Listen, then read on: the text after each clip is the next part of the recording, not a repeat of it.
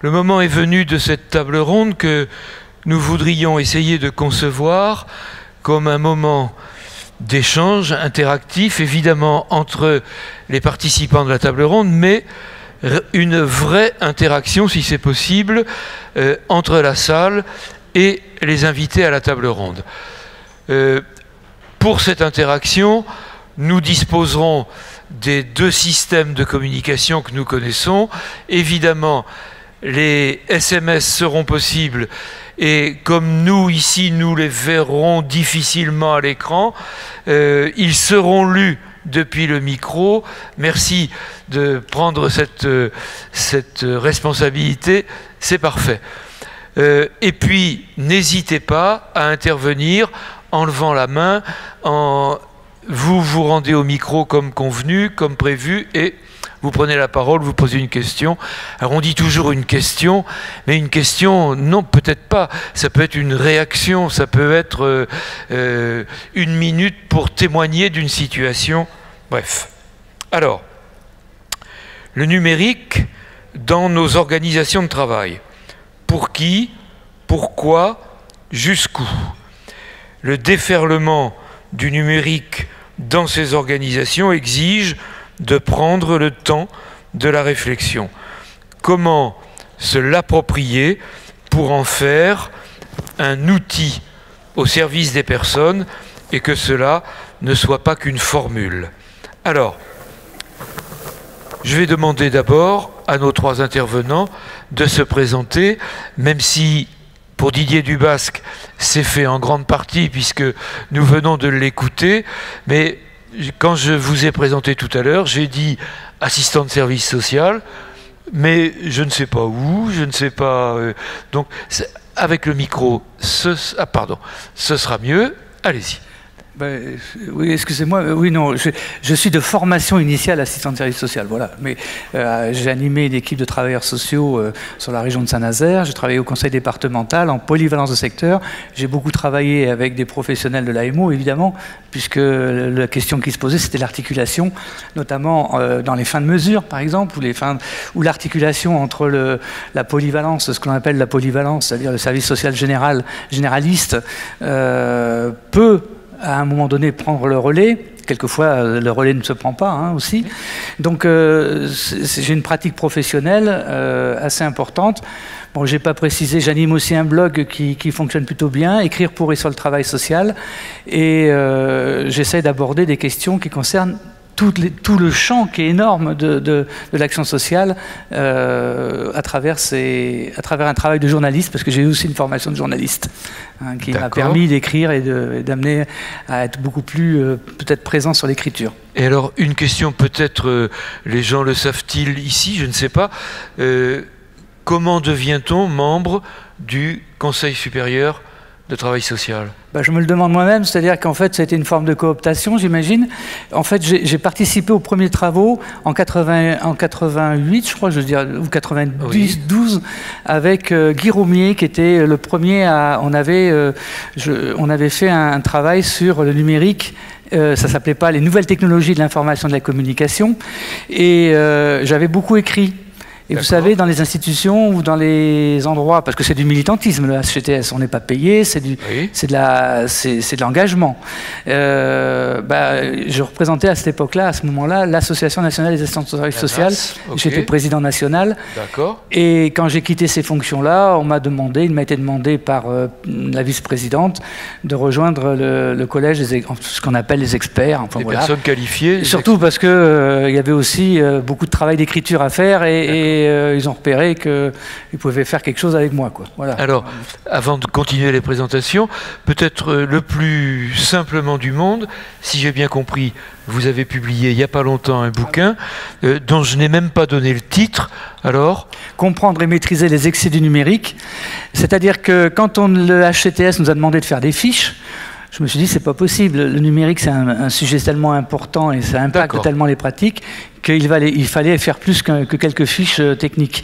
Donc en fait, et la question également, c'est les éléments concrets. C'est-à-dire pour les praticiens, ils visent principalement les praticiens de l'action sociale, c'est-à-dire les éducateurs, assistants sociaux, conseillères en ESF et voilà tout ça. Merci. Voilà. On revient vers vous dans un petit moment. Madame Neyroux, je vous en prie. Oui, bonjour. Je suis Marie-Claude Neyroux, je suis déléguée du Défenseur des droits.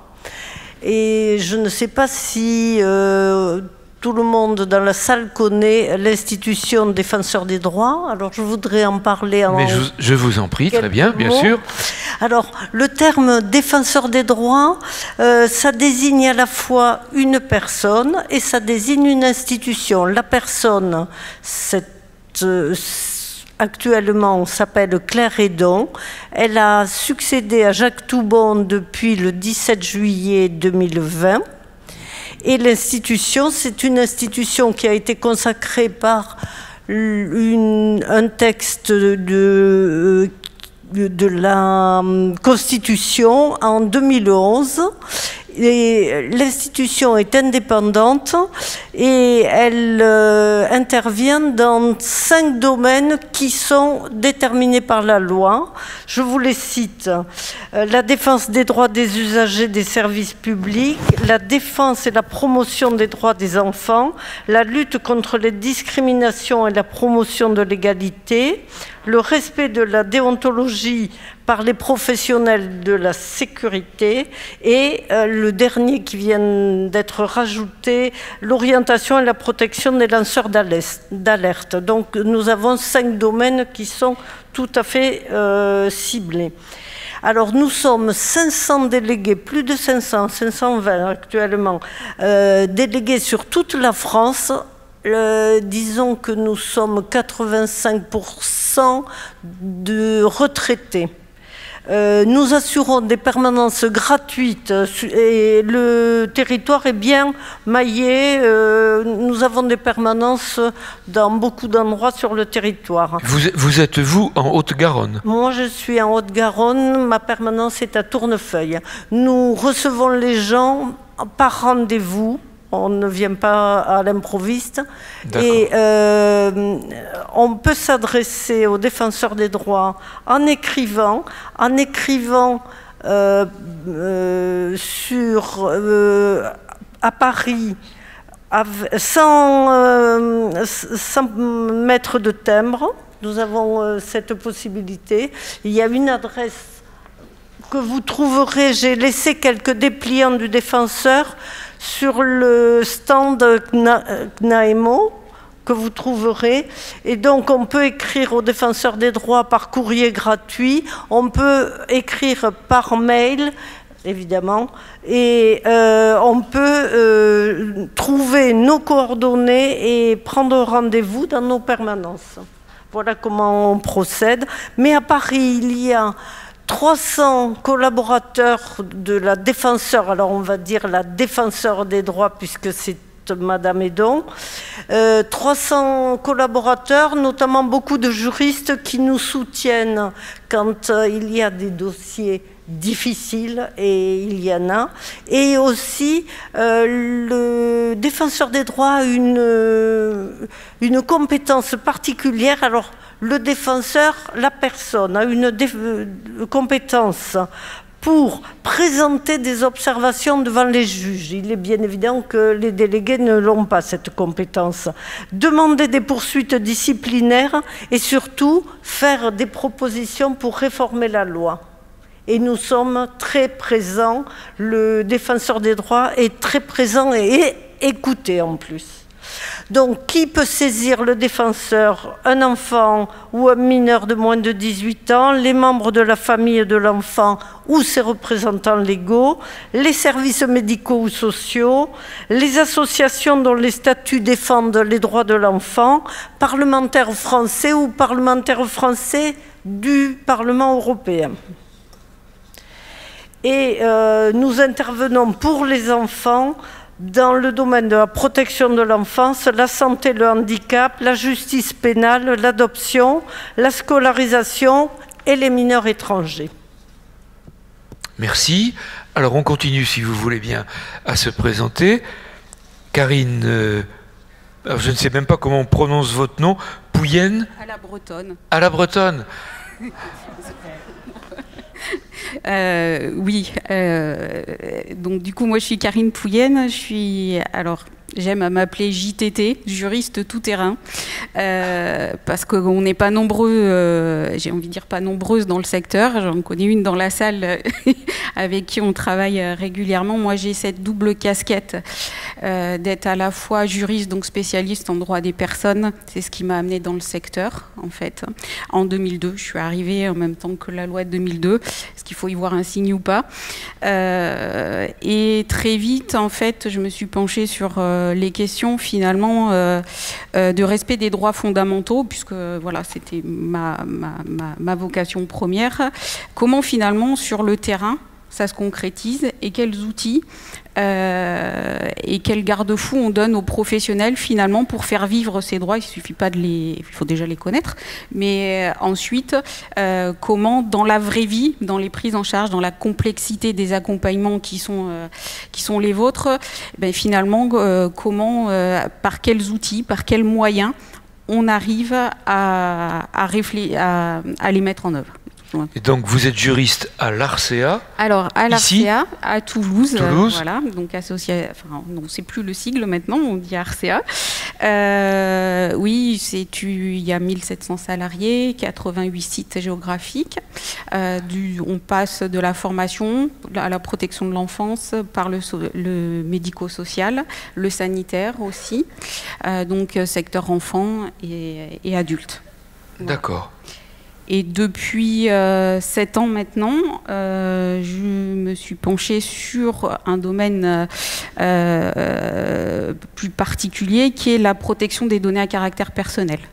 Voilà, puisqu'en fait j'ai été nommée correspondante informatique et liberté, ce qui n'existe plus à l'heure actuelle, et je suis actuellement déléguée à la protection des données, c'est ce qui a remplacé ce statut-là. Alors c'est un statut un peu particulier, puisqu'en fait on est proposé par le représentant de notre institution pour être le garant finalement du respect de la loi informatique et liberté, maintenant du règlement général sur la protection des données à caractère personnel dans notre institution. Notre nom est proposé à la CNIL qui nous nomme, voilà. Et donc notre mission est en lien direct avec la Commission nationale informatique. Votre nom est proposé à la CNIL et c'est la CNIL qui vous nomme? Qui le valide, oui. D'accord. Voilà. Donc on a un statut, avec cette casquette-là, on a un statut indépendant. De grande liberté? Non? Oui, on peut le dire comme ça. En tout cas, oui, c'est un engagement. Et alors, maintenant, on n'a plus trop le choix sur nos associations, puisqu'avec le RGPD, il faut nommer, quand on manipule beaucoup de données, y compris beaucoup de données sensibles, un délégué à la protection des données. On peut reprendre, parce que le règlement général, je parie que tout le monde le sait, mais quand même. Oui, le règlement général sur la protection des données à caractère personnel qui a été adopté par le Parlement européen en 2016 et qui est rentré en application le 25 mai 2018 en France, et qui a cette particularité, ce texte, c'est qu'après 2 ans d'âpres négociations au niveau européen, il a été décidé qu'il soit adopté de manière directe, transposable à l'ensemble des pays de l'Union européenne. D'accord. Voilà. Donc la législation de chacun des pays de l'Union européenne doit intégrer les grandes notions et les grands principes qui sont défendus dans le règlement général de la protection des données. Et il concerne tous les citoyens français? Absolument. Quelle que soit leur situation, leur âge? Oui, et quel que soit... oui. D'accord. C'est pour les personnes physiques. D'accord. On est d'accord. D'accord. Alors, comment ça se présente, toutes ces questions que l'on aborde depuis hier matin? Alors, vous n'avez pas forcément pu assister à tout, mais toutes ces questions autour de la manière dont le travail social et tous ces exercices professionnels que l'on inclut dans l'expression travail social, la manière dont toutes ces pratiques professionnelles sont aujourd'hui pénétrées, percutées, transformées par le numérique.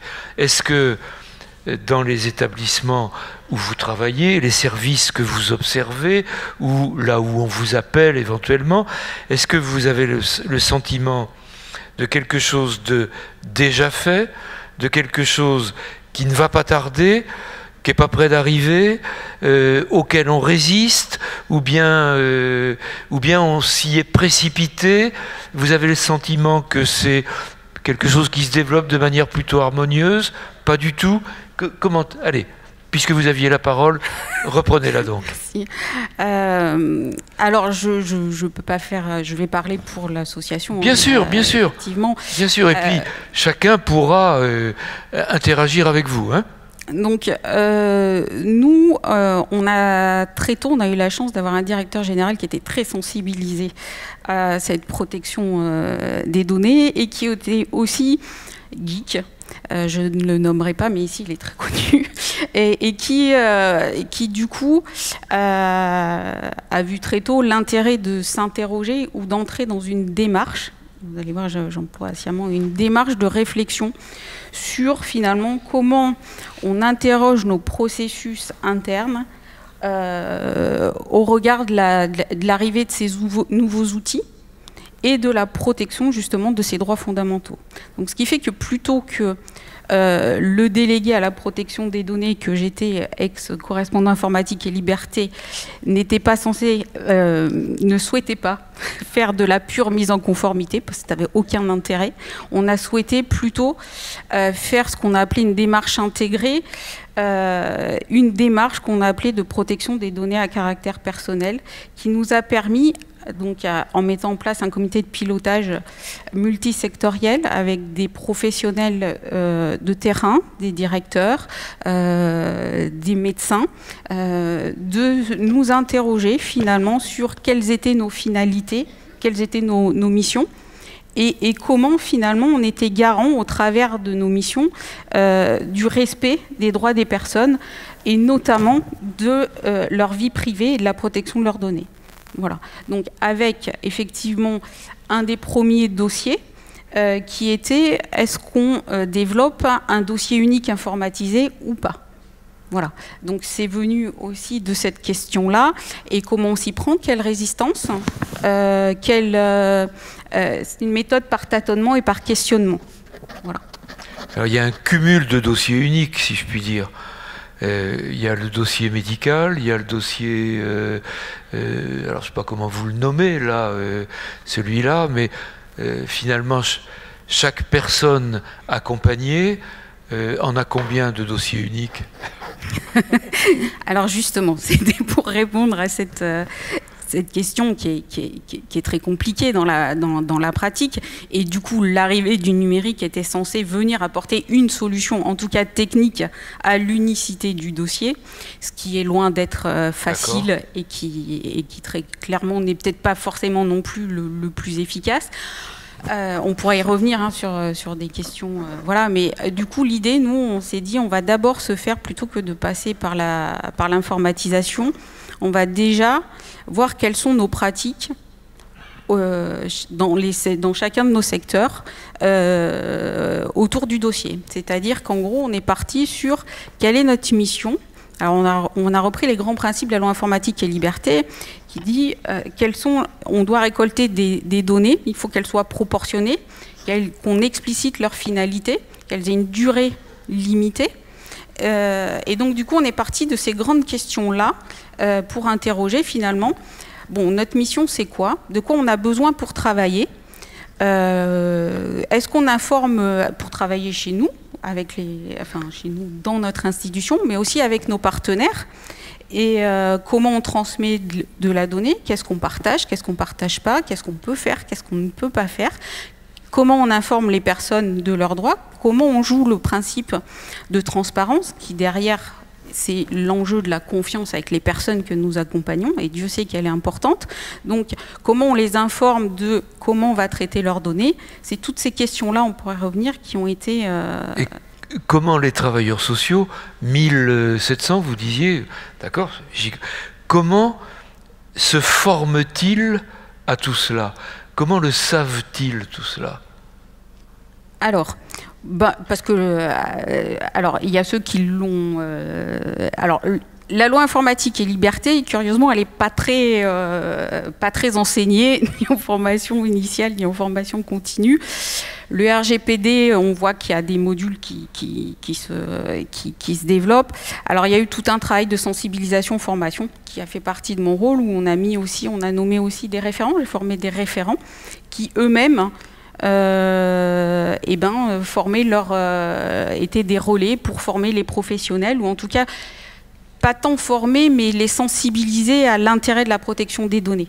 C'est-à-dire que les travailleurs sociaux, depuis tout temps, de toute manière, on se soucie finalement du secret professionnel, du respect finalement de ce lien unique qu'ils tissent au fur et à mesure des accompagnements avec les publics. Et du coup, ça, c'était pas quelque chose de très compliqué à mettre en œuvre. D'accord. Alors, merci. Madame Nérou, vous me disiez tout à l'heure, quand on se préparait à monter sur la tribune, vous me disiez que le défenseur des droits avait été amené à essayer de donner une réaction, une alerte en quelque sorte, assez forte sur la manière dont les populations les plus en difficulté sont tenues à l'écart de l'accès au numérique. Oui, effectivement. Le défenseur des droits a très vite perçu qu'il y avait des laissés pour compte dans cette mise en place de la dématérialisation. Alors, je ne parlerai pas du dossier unique parce que c'est quelque chose de technique, c'est votre matière et finalement le défenseur des droits n'est jamais saisi de votre outil de travail. On est saisi par des gens qui se retrouvent bloqués. Alors je vais vous donner un exemple pour faire une cession de véhicule. On veut vendre sa voiture, la cession de véhicule se fait uniquement sur Internet. Et pour faire une cession de véhicule, il faut donner un numéro d'identifiant, soit Sécu, soit un numéro d'identifiant informatique, soit Sécu, soit son numéro d'identifiant impôt. Ça veut dire que j'ai rencontré au mois de juillet une personne qui est venue me voir, quelqu'un qui est complètement réfractaire à toute utilisation d'Internet parce qu'il n'a pas d'ordi, il n'a pas de téléphone portable et il ne peut pas vendre sa voiture parce qu'il a tout simplement aucun accès possible puisqu'il ne veut pas que ses impôts soient numérisés, il travaille sur papier, la CPAM traite par papier et cet homme est bloqué et ne peut rien faire. Il existe dans les préfectures des points de soutien informatique, mais il faut vraiment qu'il le veuille, parce que lorsqu'il s'est présenté en sous-préfecture, on l'a envoyé sur des officines privées qui, moyennant 35 €, feront des démarches à sa place. Pour les cartes grises, c'est courant. Les gens n'arrivent pas à se connecter pour faire une carte grise. La préfecture les renvoie sur des officines privées qui ne sont pas interdites, mais qui ne sont pas autorisées. Vide juridique. Moyennant 30 à 35 €, on peut se faire des papiers. Bon, y a quand même une inégalité devant le service public qui est criante. Et oui, et c'est pour ça que nous sommes là.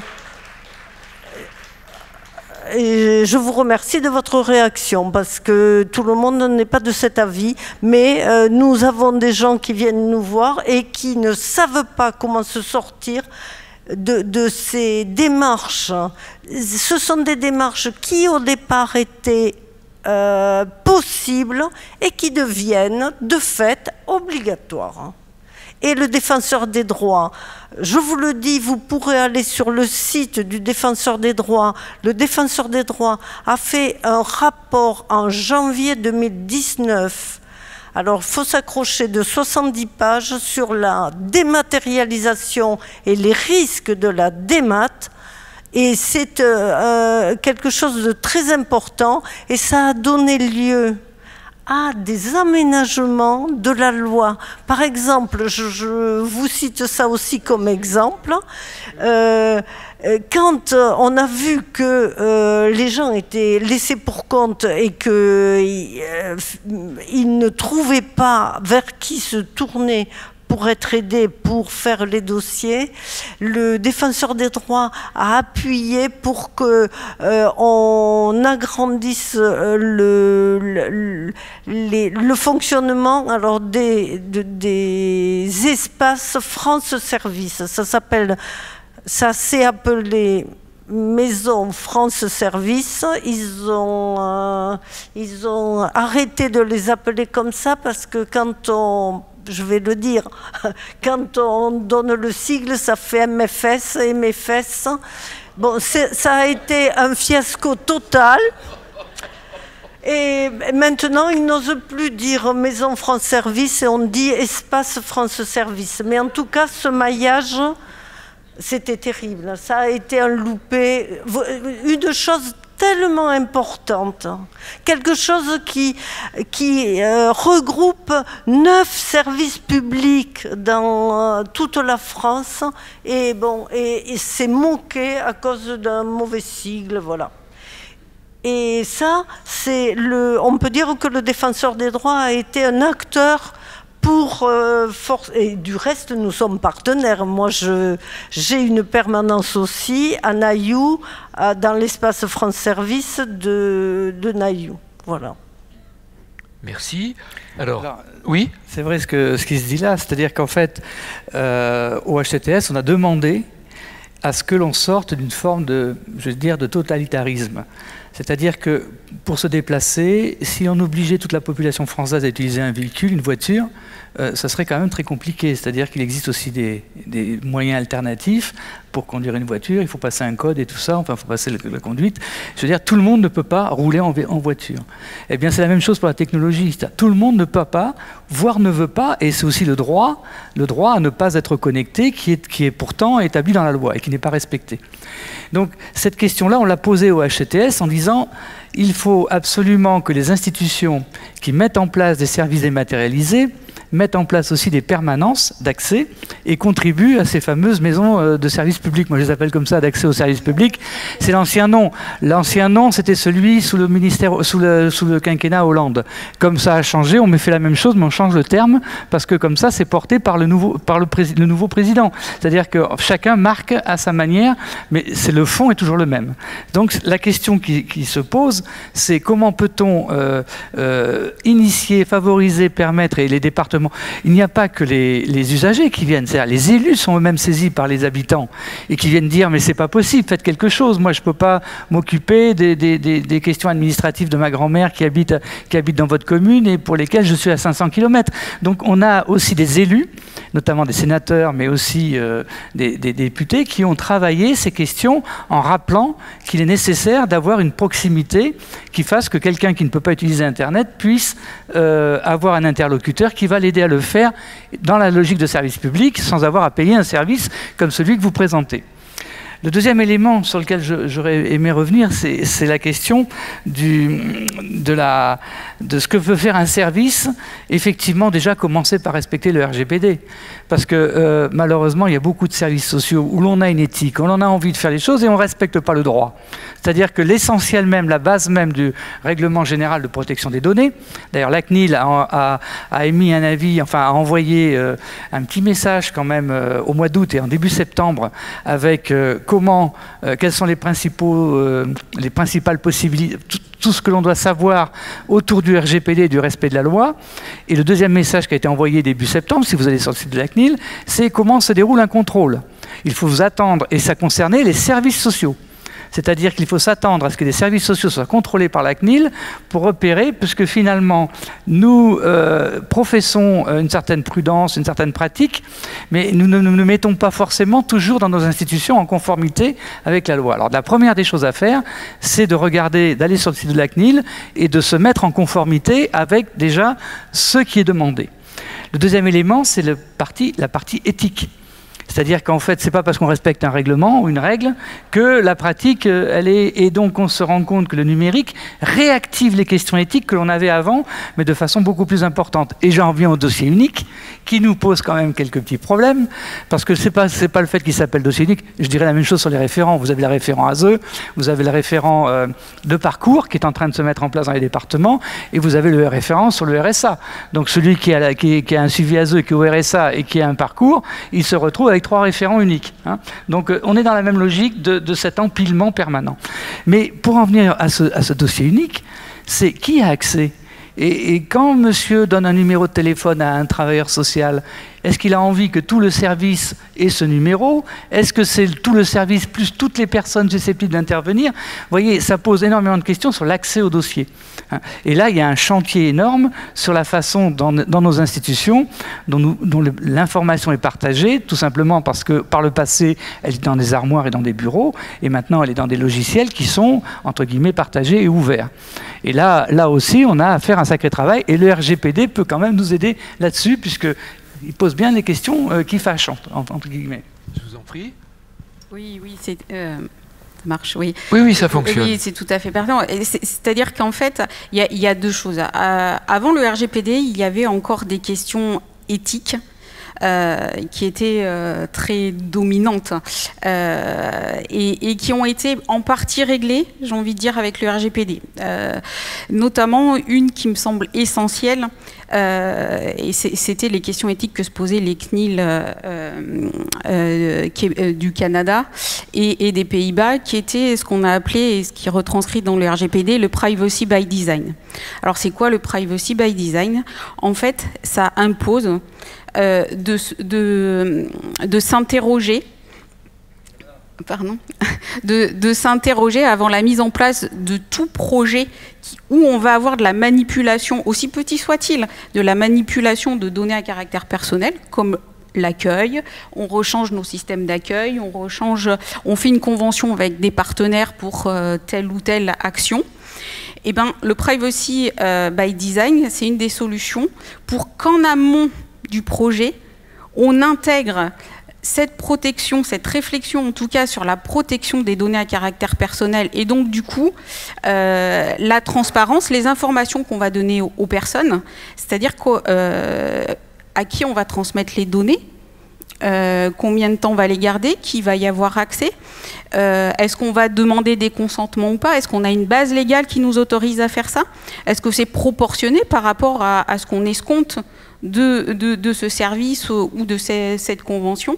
Et c'est le privacy by design, je pense que c'est quelque chose qui peut nous aider parce que c'est de la réflexion en amont qui permet, de sensibiliser, de sensibiliser les professionnels, collectivement avoir une réflexion sur la pertinence de nos missions, qu'est-ce qu'on veut faire, comment on veut les mener et de quoi on a besoin. Il y a un autre principe qui est très important dans le RGPD qui est la minimisation des données. La minimisation des données, c'est je ne récolte que ce dont j'ai besoin pour fonctionner. Mais alors, de quoi ai-je besoin? Donc ça re-questionne finalement des questions de fond, la question de nos missions. De quoi j'ai besoin pour travailler et qui peut y avoir accès, avec qui je partage ou pas la notion d'équipe, voilà, puisque ça a un peu bougé aussi là-dessus. Et c'est des questions vraiment de fond qui viennent interroger nos pratiques professionnelles. Et juste pour faire le lien entre le juridique et l'éthique, c'est qu'effectivement, il y a le RGPD qui vient poser un certain nombre de règles, en tout cas sur la protection des données. Ça ne règle pas tout sur le numérique, mais c'est beaucoup, et moi je pense que c'est ce qui, entre guillemets, fera qu'on ira dans le bon sens. J'ai aimé, Ellul a été cité tout à l'heure. Ellul, penseur des nouvelles technologies, enfin de la technologie, disait la technologie en soi, elle est ni bonne ni mauvaise, mais elle n'est pas neutre. Et c'est sur ce concept de neutralité, je pense qu'il faut travailler. Donc la réflexion des professionnels et des professionnels au plus près du terrain, puisque c'est eux qui vont intégrer ces nouveaux outils, c'est qu'est-ce qu'on veut en faire. Et la démarche éthique, c'est là où le droit ne dit plus rien, où le droit est en contradiction. Donc soit il y a un vide juridique, soit justement il y a des nouvelles questions qui se posent, qui ne sont pas tranchées. Et ben c'est là où finalement la capacité d'innovation des professionnels de terrain va pouvoir se mettre en place. Voilà. Parfait, merci. Alors, il y a déjà des questions qui arrivent par SMS. Je vous propose qu'on tente tout de suite d'en accueillir quelques-unes. Ça permettra d'établir un peu plus de dialogue avec vous. Alors, elles vont s'afficher sur l'écran et elles seront lues. Voilà. Merci. Oh, faut que tu baisses le micro parce qu'on n'y arrivera pas autrement.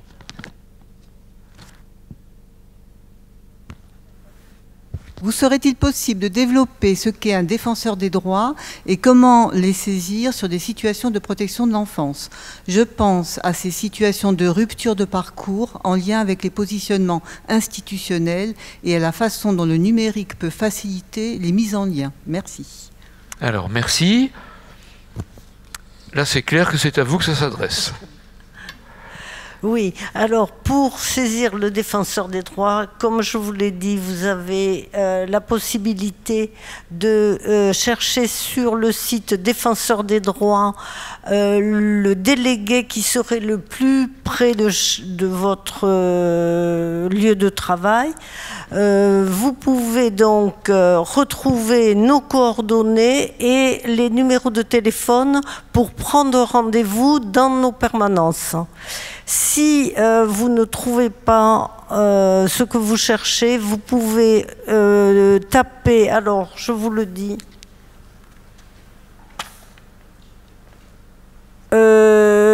défenseur, alors www.défenseurdesdroits sans accent et tout se tient au singulier pour défenseur.fr, saisir le défenseur des droits et là vous avez le moyen de poser votre question et votre problème. Et sinon, vous avez donc la possibilité d'écrire au défenseur des droits en mettant bien libre réponse 71 120, ce qui vous permet de ne pas franchir.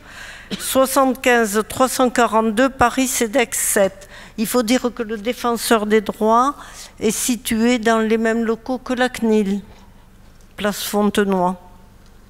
Voilà. Alors, le défenseur des droits, l'autre partie de la question, je vais avoir du mal à répondre. Définir, oui. Si ce n'est peut-être au moins dire comment il est nommé. Alors, oui, alors ça, pour le coup, je peux vous parler du défenseur des droits. Donc, il est nommé pour 6 ans non renouvelables par le président de la République. Je vous fais l'historique. Premier défenseur des droits, Dominique Baudis, qui a été nommé en 2011 et décédé en 2014. Et à son décès, Hollande a nommé Jacques Toubon jusqu'en juillet 2020. Et Macron vient de nommer Claire Hédon, qui était présidente d'ATD Quart Monde, qui est une journaliste. Et donc qui vient de prendre ses fonctions. Alors le défenseur des droits a quelqu'un de très important à ses côtés, c'est la défenseur des enfants. À l'époque, c'était Geneviève Avenard qui a fait un travail extraordinaire et donc son mandat s'est arrêté en même temps que celui de Jacques Toubon. Donc pour l'instant, je ne peux pas vous dire qui sera le défenseur des enfants. D'accord, merci. Alors peut-être on peut prendre... Ah, il y a Vincent Meyer qui veut réagir. On l'a écouté ce matin, mais avec plaisir. Oui, c'est simplement pour... non pas pour poser une question, mais pour vous faire réagir sur... je sais pas, vous m'entendez assez là? Oui, mais ce sera plus net si tu enlèves le masque. Oui, je vais me démasquer. Voilà, oui. Je vais me démasquer. il y a une formule en ce moment qui circule dans l'espace public qui dit « Ne dites plus que vous n'y connaissez rien en informatique, dites que vous êtes en transition numérique. » Je m'explique. Oui, oui. C'est-à-dire que progressivement, les problèmes qui sont situés vont être résolus par les informaticiens. Les dispositifs et la plateformisation devraient devenir de plus en plus simples, tant et si bien qu'à la simple demande, y compris verbale, le logiciel ou la plateforme devrait pouvoir répondre ou traduire cette réponse. Voilà. Donc, l'enjeu actuellement, il n'est pas dans une acculturation de toutes les générations aux dispositifs sociotechniques d'information et de communication, mais bien dans une volonté de simplifier au maximum ces dispositifs pour que tout le monde puisse y accéder rapidement. Donc ça, c'est un mouvement. Voilà. Donc, actuellement, c'est vrai qu'on n'est pas technophobe, on n'est pas technophile, mais on est un peu techno-BA. On est un peu pris par tout ça. Et il ne faudrait pas penser non plus que ce soit uniquement quelque chose de générationnel entre des digitales natives qui vont naître avec ces objets. Même les digitales natives restent des digitales naïves. Merci. Oui, je vous en prie. Moi, je voudrais réagir à ce que vous dites. Il y a des jeunes qui viennent me voir et c'est le système informatique qui plante, et quand on est obligé d'en passer par une demande par Internet et que c'est planté, on n'a plus aucun interlocuteur. Ça veut dire que pour faire une demande à la CAF, il faut faire la demande sur son espace personnel. J'ai eu hier la visite d'une jeune femme qui a eu un problème de prime d'activité. Elle avait fait la demande, la CAF le lui donne, et puis ils s'aperçoivent que finalement elle n'y avait pas droit, mais sa situation change en septembre, elle doit recommencer le dossier. Eh bien non, c'est planté, elle a essayé, tant qu'elle n'a pas remboursé 4 200 €, vous voyez comment elle peut les rembourser comme ça en claquant des doigts, tant qu'elle n'a pas remboursé 15 mois de prime d'activité, elle ne peut pas refaire une demande. Mais là, je crois que là, le système marche sur la tête. De la même façon, quand... Ben oui. Et évidemment, elle n'a pas d'interlocuteur. Je peux vous donner un autre exemple qui est loin de vous aussi, c'est la CARSAT. La CARSAT, c'est notre caisse de retraite générale. La CARSAT, quand on monte un dossier retraite, reçoit les gens une fois. Quand on a dépensé sa visite, c'est fini, on est bloqué, mais on ne sera jamais plus reçu. Parce qu'il faut tout passer par le système informatique. Et je vous assure que les gens sont totalement démunis face à ces situations. Merci. Didier Dubasque, une réaction ? Oui, j'ai envie de réagir à ce que vous dites, parce qu'en fait, on nous dit ça va aller mieux demain, l'évolution permet les évolutions technologiques, sauf que le travailleur social, lui, est dans le présent, dans le ici et maintenant, il est pieds dans la glaise. Hein, il est pieds sur Terre, avec des réalités qui lui arrivent maintenant. Oui. Hein, et donc, du coup, la première des choses que l'on demande, c'est que quand on monte un système informatique, peut-être que l'on interroge non seulement les personnes, mais aussi les travailleurs sociaux en amont de création du dossier. Hein, parce que c'est quand même un peu facile. Ils sont fabriqués par qui et comment ? Oui, c'est une nouvelle manière de tenir un pouvoir.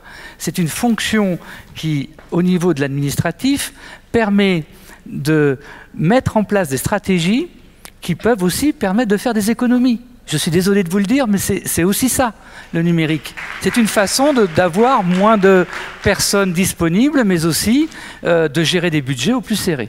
Voilà. Karine ?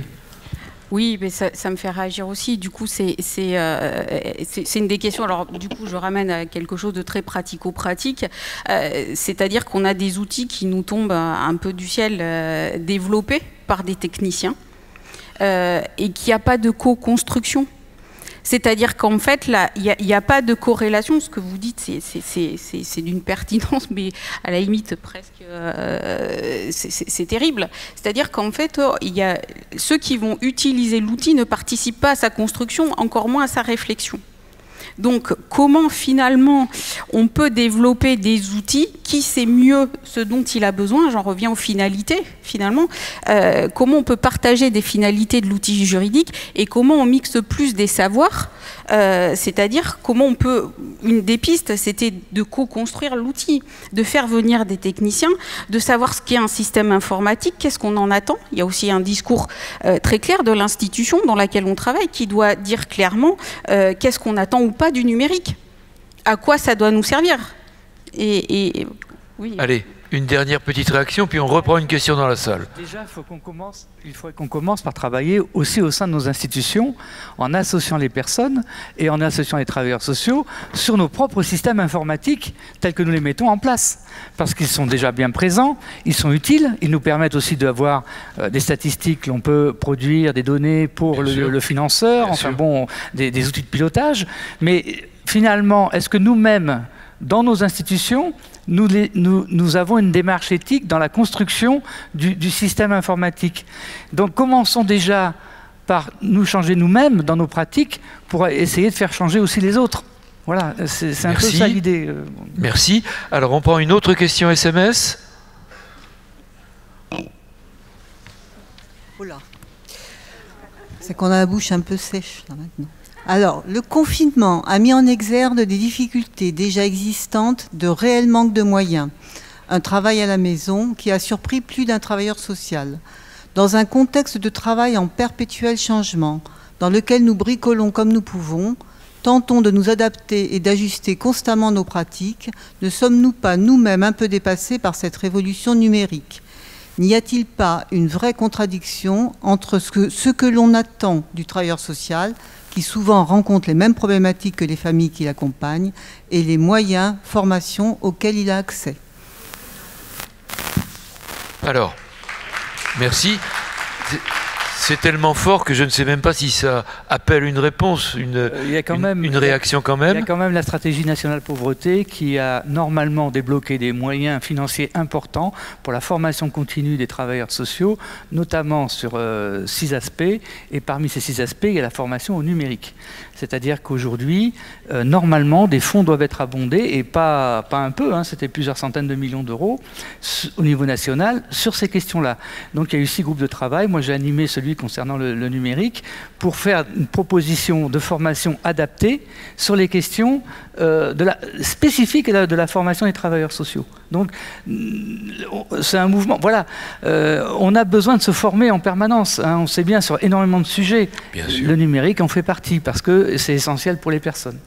Mais maintenant, ça ne répondra pas à toutes les questions. Hein, mais il y a quand même cette volonté qui est là. Il ne faut pas retirer ça quand même. Est-ce que l'une et l'autre, vous souhaitez ajouter quelque chose ou bien on prend une question supplémentaire? Juste peut-être pour compléter, c'est vrai que le confinement, par exemple, on s'est tous retrouvés du jour au lendemain, soit en télétravail, soit, enfin en tout cas la plupart. Ceux qui étaient en télétravail, du jour au lendemain, ont été obligés d'utiliser des outils, soit personnels, soit professionnels dans le meilleur des cas, sans avoir un cadre, sans qu'il y ait dans la plupart de nos institutions une réflexion de fond sur l'utilisation de ces outils. Et sans avoir appris à le faire. Et, oui, donc du coup... En partant de l'idée que c'est naturel. Et ça pose plein de questions. Et du coup, on devrait tirer aussi ces leçons-là. C'est comment finalement investir les usages du numérique comme une nouvelle pratique, un nouveau domaine de l'action sociale. Ça ne doit pas être décorrélé. Ça fait partie intégrante. Et je pense que c'est cette réflexion-là qu'il faut... Merci. Allez, on prend une autre question SMS. Alors, comment articuler le RGPD, le secret professionnel, dans le cadre d'une utilisation professionnelle des plateformes GAFAMI où des informations personnelles pourraient être échangées et appartenir alors à des plateformes basées hors CE? Alors, je vous laisse répondre.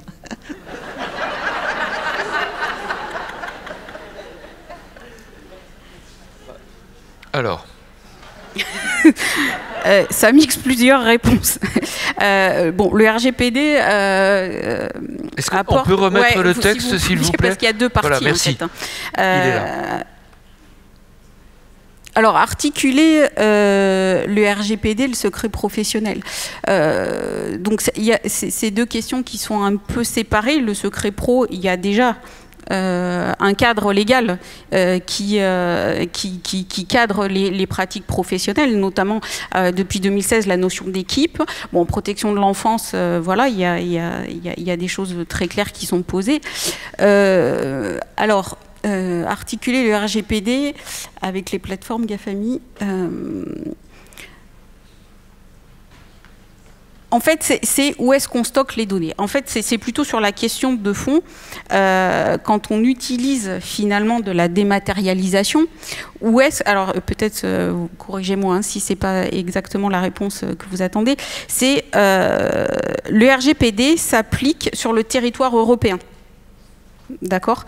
Donc, en dehors, quand la donnée est stockée, par exemple dans des clouds, qui ne dépendent pas de l'Union européenne, on doit faire, enfin voilà, c'est des procédures particulières, demander à la CNIL en fait que les sécurités soient bien les mêmes qu'en France, que la législation européenne, pour pouvoir stocker de la donnée de personnes résidant en France, par exemple, qui serait stockée par exemple aux États-Unis, si c'est Non mais, oui. Oui, il y a quelque chose qui me désole. On utilise des outils, on ne sait pas ce que c'est qu'un logiciel libre, par exemple, qui sont des logiciels qui ont été développés en France ou dans des pays de la communauté européenne, et qui sont tout à fait... Et par contre, on va tous se rendre sur les outils de Microsoft, des GAFAM et tout ça. C'est-à-dire qu'en fait, nous avons des alternatives vraiment, comment dire, efficaces, protégées. Alors, qu'est-ce qui se passe? Eh bien, il s'est passé que plusieurs départements ont été piratés. Avec le télétravail, il faut quand même le dire.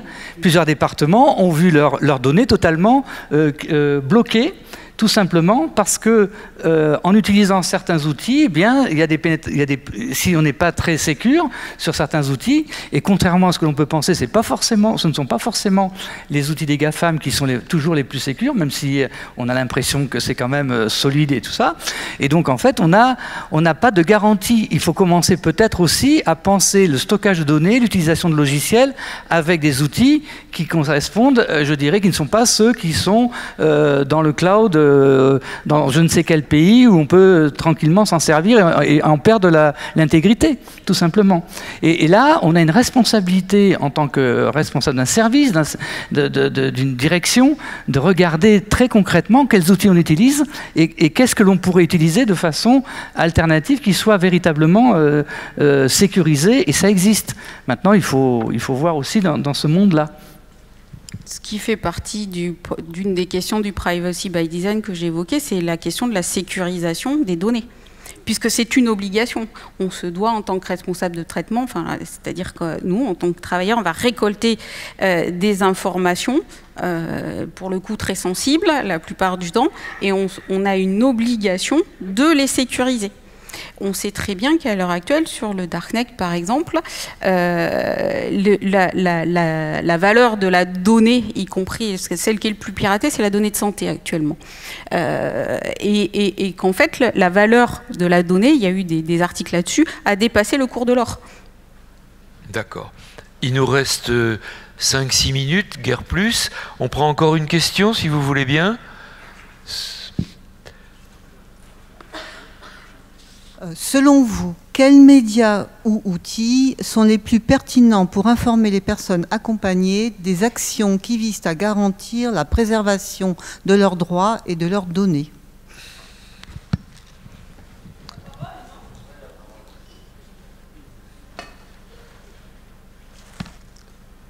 J'ai envie de dire, ça dépend, enfin, je sais pas, ça dépend des personnes et de leur... il y a quelque chose qui est très important qu'on n'a pas abordé, c'est qu'on doit énoncer, le RGPD dit qu'on doit énoncer les droits aux personnes dans un langage facilement compréhensible par la personne. Donc on doit adapter notre information. Non seulement on a l'obligation d'informer les gens sur leurs données, comment on va les protéger, combien de temps on va les garder, quels sont leurs droits, comment ils vont pouvoir y accéder, combien de temps on va les garder, mais on doit le faire dans un langage clair et facilement compréhensible par la personne. Donc effectivement, il y a des réflexions.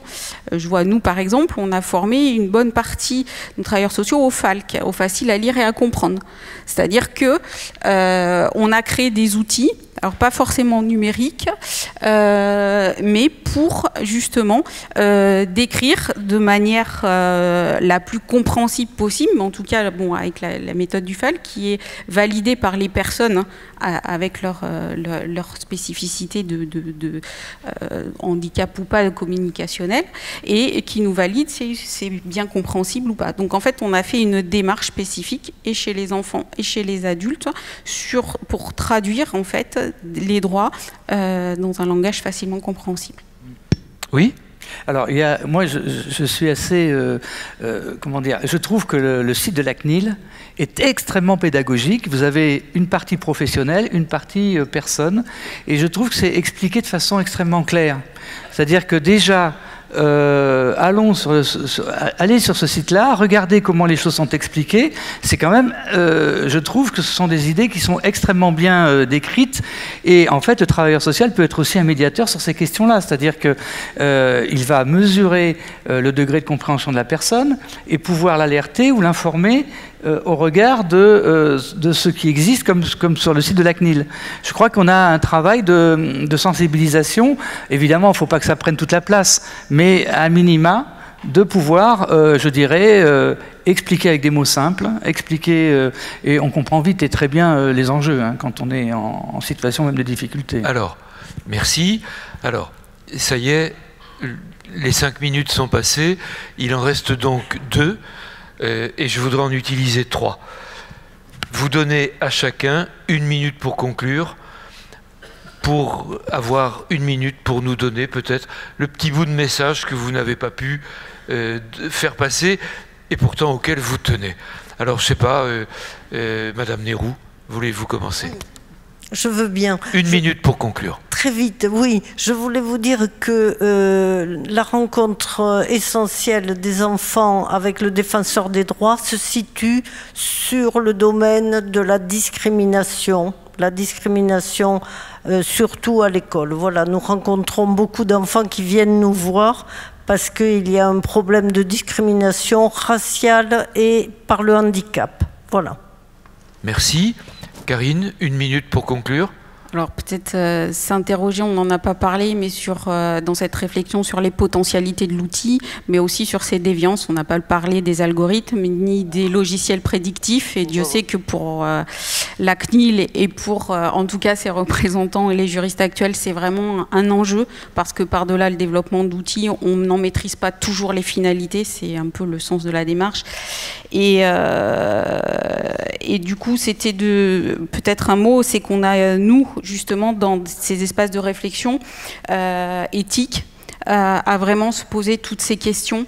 Je pense que c'est une forme de responsabilité sociétale numérique qu'on doit avoir, parce que Dieu sait que les enjeux sont importants. On ne sait pas comment elles pourront être utilisées. On parlait de Safari, mais derrière, voilà, Safari, c'est pas loin. Il y a des choses qui sont à l'œuvre, et on ne sait pas justement comment vont être utilisées ces données des gens qui nous font confiance. Donc, merci.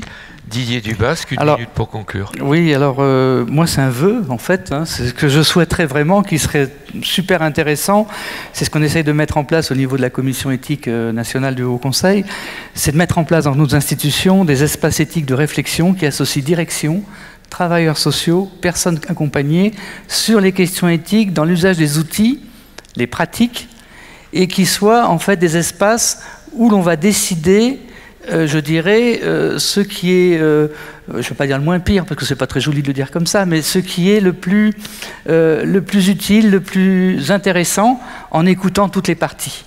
Parce qu'on ne peut pas laisser un seul acteur décider seul sur des questions aussi essentielles. Merci. En vous écoutant tous les trois, me revenait cette phrase de Nelson Mandela: « Ce que vous faites pour moi, Si vous le faites sans moi, alors vous le faites contre moi. Merci.